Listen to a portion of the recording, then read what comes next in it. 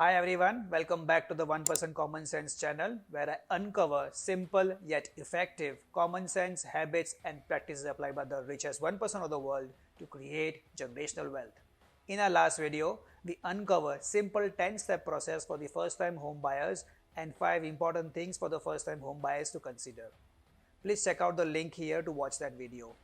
In our video today, we are going to uncover various government programs that are available to first-time home buyers and how they can benefit out of it. I've also created a checklist for you as a first-time home buyers to track your progress in this journey until you're at the door of your first dream home. Please click on the link below in the description to request your copy. Please note, if you are in Ontario or in British Columbia, you cannot buy property if you are a non-resident without paying a non-resident speculation tax of 25% on the purchase price. If you are looking to buy property in any other province in Canada, such restrictions do not apply. So, let's look at following key programs that are available to first-time home buyers. Number 1. Default Mortgage Insurance Program. Number 2. Purchase plus Improvement Plan. Number 3. New to Canada Program. Number 4. Land Transfer Tax Rebate. Number 5. RRSP Home Buyers Plan. Number 6. First Home Savings Account.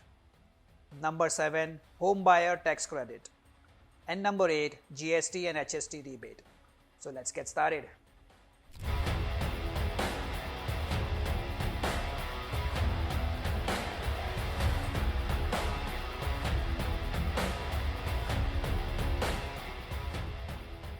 First, let's just look at the general programs that are available to all owner-occupied home buyers and not just first-time home buyers. But according to me, the biggest beneficiary of these programs are first-time home buyers. So number 1, Default Mortgage Insurance Program. So what is it? The owner-occupied home can be bought by paying minimum down payment of 5% on purchase price up to $500,000 and 10% on purchase price from $500,000 to $1 million. This $1 million cap has been raised to $1.5 million from 15 December 2024. Eligibility and criteria: owner occupied and minimum down payment need to be provided. What are the costs to get such program? Is you will have to buy the mortgage default insurance premium provided by CMHC, Canada Guarantee, Sagen, etc. by paying the mortgage default insurance premium, which could be about 4% of the mortgage amount. For example, you purchase a home worth $800,000 by paying a minimum down payment of $55,000, hence a mortgage of $745,000. The mortgage insurance on this will be 4% of $745,000, which is about $29,800. This $29,800 mortgage insurance premium will be added to the mortgage amount and will be amortized over a 25-30 year period. Hence, monthly insurance premium of about $100 a month. However, the interest rate on the insured mortgages are usually 20 to 25 basis points lower compared to conventional mortgage, and hence it should probably cover for the additional monthly premium you will pay towards insurance. The benefit of this program is you don't have to wait to accumulate 20% down of the purchase price, especially in the rising home market environment where the race to catch up to 20% down payment can be everlasting. Let's just look at an illustration that explains that in the rising home price environment, how this race to accumulate 20% down can be longer and longer. Suppose you're looking to buy a home worth $800,000. For that, if you want to accumulate 20% down, you will have to accumulate $160,000. Currently, you do have $55,000 accumulated, which is required for the minimum down payment. The salaries that would be required to afford a home worth $800,000 would be in the range of $140,000 to $160,000.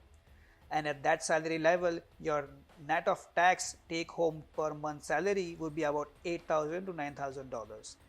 Out of that, if you take out your expenses with respect to living and renting, suppose comes out to about $4,000 to $4,500 in Ontario on an average, your approx per month saving would be about $4,500 a month.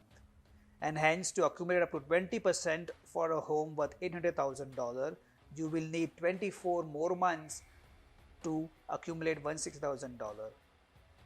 Now suppose you waited and did not buy this home by buying mortgage insurance, and you waited for a year, the home price increased by 5%, the home price now became $840,000 a year later, and 20% down of that $840,000 would be $168,000. your months required to accumulate 20% down increased from 24 months to 26 months now. And simultaneously, at that point also, you will have not accumulated 20% down to buy a home worth $840,000. You will keep accumulating. At the year 2, the home price, if it increases by let's say just 5%, the home price will become at $882,000, and the months you will take now to accumulate this 20% down grows to 28 months minus 24 months you've already spent to accumulate. You are still 4 months away to buy this home. So in totality, you would at least take about 2.5 years from a minimum down payment accumulated amount to make up to 20% down payment for a home if your source of savings is only monthly savings or monthly take home. And all this while, this home buyer missed all the price appreciation they could have earned for and waited longer and longer to accumulate 20% down payment. Some of the people I worked in the past did this mistake of waiting longer to accumulate 20% down payment, later to realize that this race to accumulate 20% down payment can be everlasting in the rising home market environment. But I get it. At what point do you decide to wait to accumulate or to buy immediately? And following are the key economic indicators that I would substitute to understand when I would wait or I would immediately buy. Scenario 1, interest rates below 2.5%, interest rate trend is rising, unemployment rate is below 5%, inflation is above 4%, net population growth is 1%, housing price in last 2 years have risen by more than 15%. In this scenario, I would wait to accumulate 20% down payment. Scenario 2, when interest rates are above 4%, the interest rate trend is falling, unemployment rate is above 6%, net population growth is more than 2%, and inflation is below 3%, where housing prices in the last 2 years have declined or have been stable. I will look to buy. These are just the simple illustration of the economic indicators that I use to primarily screen whether I want to buy or wait. But please feel free to use your understanding and indicators while you decide to buy for yourself. Many clients have asked me this question when they have cash of 20% down payment as to whether pay down 20% or opt for mortgage default insurance. I'm going to explain you this in an illustration at the end of the video and also help you to create a wealth maximizing strategy. So please stay till the end. Program number 2, purchase an improvement plan. Under this plan, you can avail additional $40,000 on top of the mortgage you would have availed to carry renovation work such as building a legal basement. What are the eligibility and criteria for this program? Number 1, at least one unit needs to be owner occupied and you have the income to avail additional $40,000. Number 2, you will have to spend the money on renovations first and then on the confirmation by your lawyer, you will be reimbursed. What are the costs to go on for this benefit plan? You will have to obviously incur additional interest on the additional borrowing you would take, but at the same time the mortgage lender would want to do the appraisal when they will release this additional $40,000. There will be an additional legal fees for the extra work that the lawyer would do in case of confirming on your behalf to the lender that you have carried out the renovations. Program number 3, GST and HST rebate on newly constructed home. Under this program, the first time home buyer will directly get GST and HST rebate adjusted in their purchase price, whereas the investor will have to first pay the GST HST and then claim the refund for the newly or substantially renovated homes. Program number 4, New to Canada program. Under this program, new Canadians get some relaxation in terms of the credit history and the employment history required to avail mortgage. Like for example, even with minimum 3 months of credit history and about a year of employment history, new Canadians can get the mortgage. Program number 5, Land Transfer Tax Rebate. Under this program, a first-time home buyer get a land transfer tax rebate of up to $4,000 when they buy property in Ontario and up to $4,700 when they buy property in Toronto when they buy the home for the first time. Program number 6, RRSP Home Buyers Plan. Under this plan, you can withdraw up to $60,000 you saved up in RRSP to purchase your new home. Of course, you will have to repay the $60,000 that you will withdraw from your RRSP over a 15-year time frame. Any amount that you will not repay will be added to your income and will be taxed.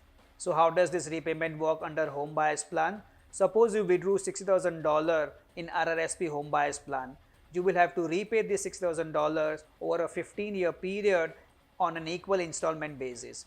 So for example, you will have to repay $4,000 every year, and if you don't do that investment back, you will be taxed this $4,000 and add it back to your income. What are the criteria to use this RRSP home buyers plan? The amount needs to be in the RRSP at least before 90 days you withdraw for your home purchase. What are the benefits of opting for RRSP home buyers plan? Suppose you saved up $6,000 and invested in RRSP and you are in 35% marginal tax bracket, you will immediately save tax on the $6,000 worth about $21,000. Program number 7, first time home buyer savings account. It is a combination of RRSP and TFSA. That is, any amount that you contribute, you get income tax deduction just like RRSP, and any income you earn on this contribution, you don't get taxed just like TFSA. You get a yearly limit of $8,000 and a lifetime limit of $40,000 to contribute. And in fact, unlike RRSP, you don't have to repay FHSA account. Any unused amount which you don't use towards buying your first home can be transferred to RRSP or RRIF. And a maximum of $8,000 can be carried forward for any unused accumulated amount in the prior years. What are the eligibility for the first time home buyers? You have to be a first time home buyer and the home needs to be a primary residence. And lastly, program number 8, home buyers tax credit. You can claim up to $10,000 as a deduction to your taxable income. As promised, here is a wealth maximizing strategy while buying a home when you have 20% down payment cash. Suppose you are looking to buy a home worth $800,000 by making a minimum down payment of $55,000 and opting for insurance. In this case, you will have to add insurance premium to your mortgage outstanding, which will be about $30,000. So your total mortgage outstanding becomes $775,000. Now assume you opt for 30-year amortization period at the interest rate of 4.14%, your monthly installment will come to about $3,750. Same home worth $800,000, you will pay down $160,000 of your down payment, so your mortgage outstanding will begin at $640,000. On this, for 30-year amortization at 4.39% interest rate, you will pay a monthly installment of about $3,200. And hence you will save up about $561 by opting for 20% down payment versus insurance option.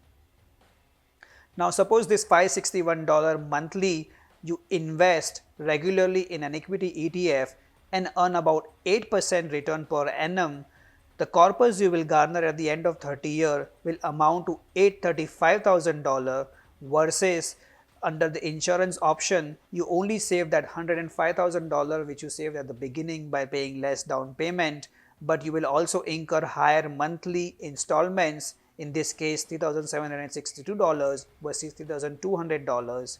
That difference needs to be accounted for, and hence your corpus at the end of 30 years will only grow to about $312,561. And hence when you have 20% down, you should do so and disciplinedly invest the amount you saved up in the monthly installment by not opting for insurance into an equity ETF, and slowly and steadily you will push yourself to the 1% club. With that, I am signing off. Please like, share and subscribe to my YouTube channel, and I hope to see you all next week. Until then, take care.